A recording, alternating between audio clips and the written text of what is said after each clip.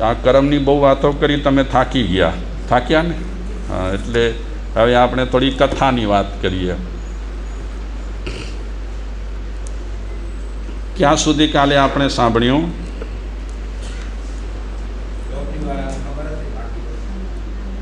ચોપડી તો મારી પાસે છે. કયું સૂત્ર ચાલે છે હમણાં? વિપાક સૂત્ર. આ સૂત્ર એને જૈન ધર્મમાં કેટલામું સ્થાન આપ્યું છે? એમ? ઓહો, કોણે કીધું? અચ્છા, તો તમે હાચા. આ 11મું સ્થાન છે વિપાક સૂત્રનું. આ વિપાક સૂત્રમાં કેટલા ભાગ રહેલા છે? 2 ભાગ રહેલા છે. કયા કયા 2 ભાગ છે? સુખ વિપાક અને દુઃખ વિપાક. એમાં અત્યારે આપણે વાત કરીએ છીએ દુઃખ વિપાકની કે સુખ વિપાકની? વિપાક એટલે ફળ. અત્યારે આપણે ચર્ચા કરીએ છીએ દુઃખ વિપાકની. એમાં આપણે વાત કરી કે ગૌતમ સ્વામી એક જન્માંધ માણસને જોયો, જન્મથી જે આંધળો હતો એને જોયા પછી એની દશા જોઈ કે બાલ વિખરાયેલા પડ્યા હતા, કપડાં ફાટેલા તૂટેલા હતા, માખીઓ બણબડાટ કરતી હતી. તો ગૌતમ સ્વામી કહે છે મહાવીર ભગવાનને કે પ્રભુ, આવો માણસ બીજે ક્યાં છે કે નહીં જેની આવી દશા હોય? તો મહાવીર ભગવાને કીધું કે હા ગૌતમ, આવી નહીં, એનાથી ભયંકરમાં ભયંકર ખરાબ દશા છે એક માણસની. તો પ્રભુ એ ક્યાં છે? તો ભગવાને કીધું આ મૃગગ્રામમાં વિજય રાજાનો કુંવર છે, જ્યેષ્ઠ કુંવર. ગૌતમ, તું એને જોઈશ ને તું હલબલી જઈશ. શું દશા છે એની, શું તકલીફો છે એને. આપણે તો થોડું વિચારી ગયા કે માએ એને જન્મ આપ્યો છે, પણ એનું શરીર જે છે એ ગળાયા વગરનું છે, ગાંઠ વગરનું. નથી પગ, નથી હાથ, નથી નાક, નથી કાન, નથી સરખું મોઢું, કાંઈ જ નથી, ખાલી નિશાનીઓ છે. તો ગૌતમ સ્વામી મહાવીર ભગવાનને કહે છે કે આવો માણસ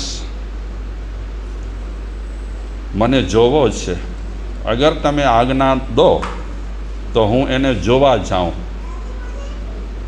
ગૌતમ સ્વામી બ્રાહ્મણ હતા અને બ્રાહ્મણોમાં હંમેશા જિજ્ઞાસા હોય, વાણિયામાં ન હોય, બિલકુલ ન હોય.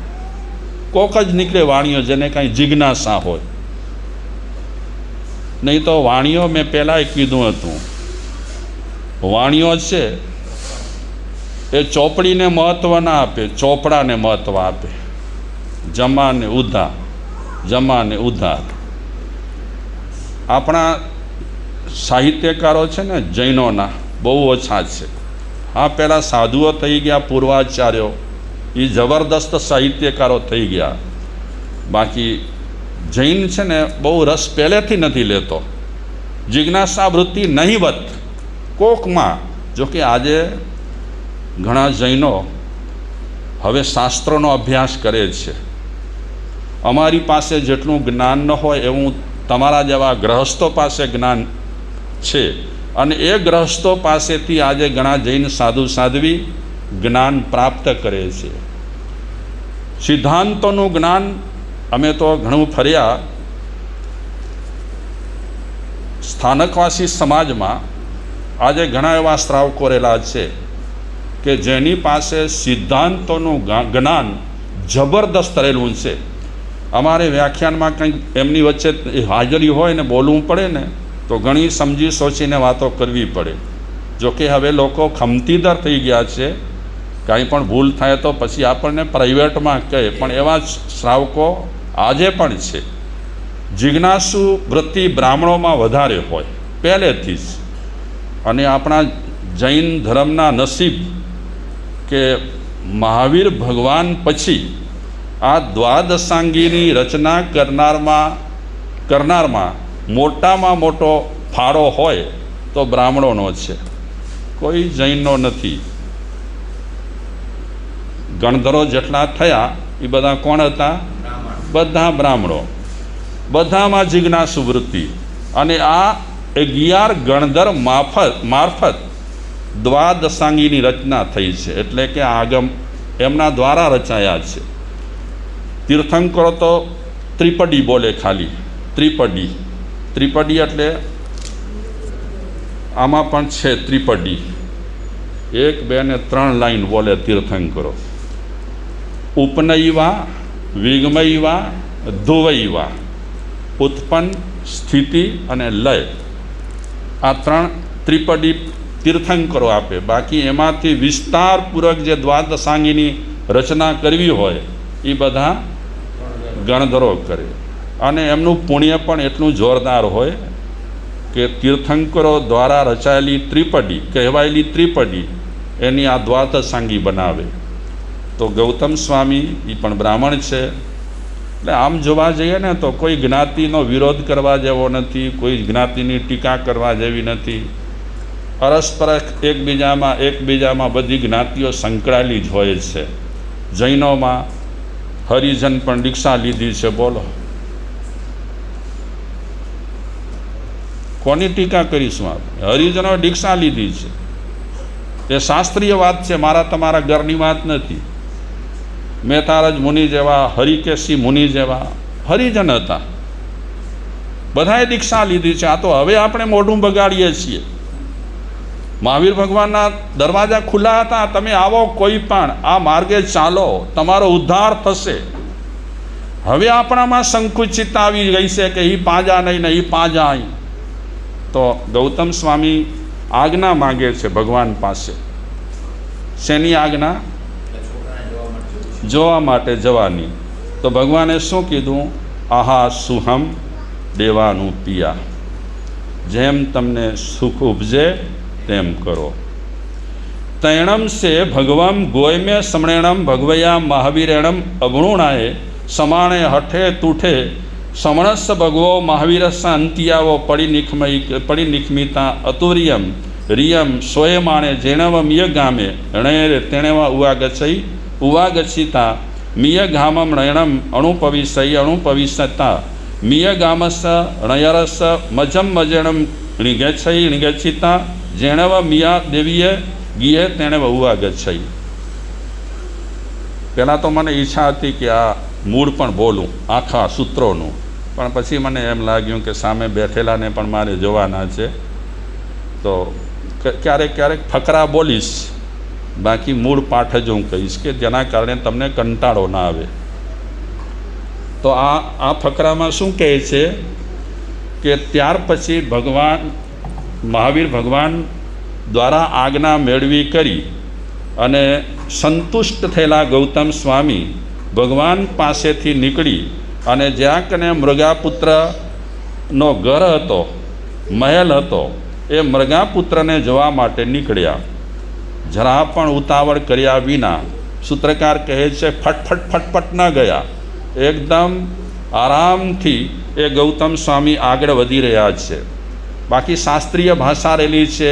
ઇરિયા સમિતિ યથોચિત પાલન કરતાં ભગવાન ગૌતમ સ્વામી મૃગધામ નગરમાંથી મધ્યમાંથી નીકળતા જ્યાં કને મૃગાદેવીનું ઘર હતું ત્યાં આવ્યા. ગૌતમ સ્વામી આવી ગયા છે. એમનો શું ઉદ્દેશ છે? આવવાનો ઉદ્દેશ શું છે? કે એ કેવો છે કે જેના નાક ન હોય, કાન ન હોય, આંખો ઠેકાણે ટપકા હોય, મોઢે ઠેકાણે ટપકો હોય, ખાલી આકાર. કેવો હશે એ માણસ? એક તો માંસનો લોચો જ જોઈ લો, માંસનો પિંડ જોઈ લો. વાત તો આપણને જાણવા ત્યારે મળશે કે આવું પિંડ જેવું શરીર, માંસના લોચા જેવું શરીર કેમ મળ્યું? આવું શરીર મળવાનું કારણ શું? તો એની જ્યારે વિગત આવશે ને ત્યારે આપણને સમજાશે કે માણસ જ્યારે કરમ બાંધે છે ત્યારે આંખો બંધ કરીને બાંધતો હોય છે, અને ભોગવવાનો જ્યારે વખત આવતો હોય છે ત્યારે માણસની હાલત આવી થાય. ગૌતમ સ્વામી જોશે ત્યારે એમને પોતાને અરેરાટી થશે. એક તો ગુપ્ત બોયરામાં રાખવાનું કારણ એક એ છે કે એના શરીરમાંથી બદબૂ બહુ આવે છે, એટલી ગંધ આવે છે. અને જે તે એની મા જે મોકલે છે ને ખાવાનું, એ એની મા પણ ત્યાં સુધી નથી જતી. એમણે એક ઠેલાણ ગાડી રાખી છે, પૈડાવાળી ગાડી, એમાં ખાવાનું મૂકી દે, એ ગાડીને ધકેલી દે, એ ગાડી ત્યાં પહોંચે અને પછી આ મૃગાપુત્ર જે તે ખાવાનું આવ્યું હોય એ ખાય. જેવું ખાય કે તરત જ બધું પરું થઈ જાય. પરું એટલે પીપ તમે કહો ને, એ બધું પીપ થઈ જાય. અમે પણ જોયા છે 2-4 શરીર લોકોના. કલકત્તામાં એક બહેન હતા, એમનું શરીર આટલું હતું, આને પણ હું વાળી નાખું, આટલું શરીર હતું. એમની ઉંમર અમે પૂછી કેટલી છે, રોજ આવતા, વ્યાખ્યાનમાં આવતા, ઠેલણ ગાડીમાં. મીનુબેન અમે કહેતા એને, નામ જ મીનુબેન હતું.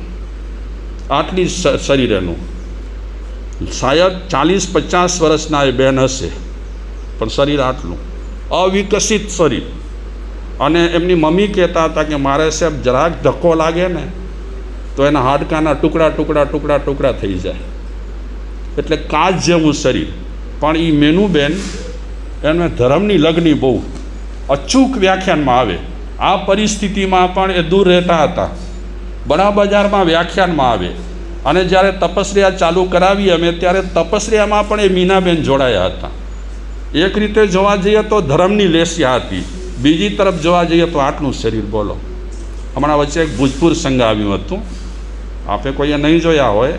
આ ભોજપુર, હા, ભોજપુર સંઘમાં પણ 2 વ્યક્તિ એવી હતી જેના તમે શરીર જુઓ તો ખબર પડે કે કેવા શરીર છે. જુઓ, એક તો બેન હતી બિચારી, અને એક ભાઈ હતો એનું તમે શરીર જુઓ તો એમ લાગે કે જુઓ તો ખરા આવું શરીર.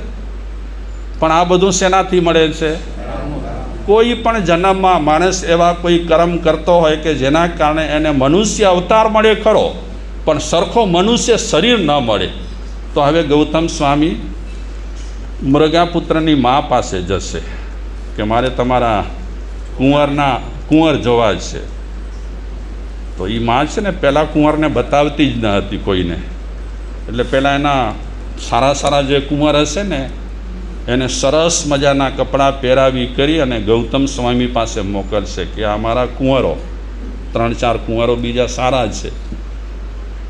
પછી ચર્ચા થશે થોડી, અને ગૌતમ સ્વામી ખુદ નરી નજરથી જોશે, સગી આંખે કઈ રીતે જુએ છે, અને છોકરાની મા એ ગૌતમ સ્વામીને શું સૂચના આપે છે એ વિશે આપણે વિચારીશું. અત્યારે આટલું.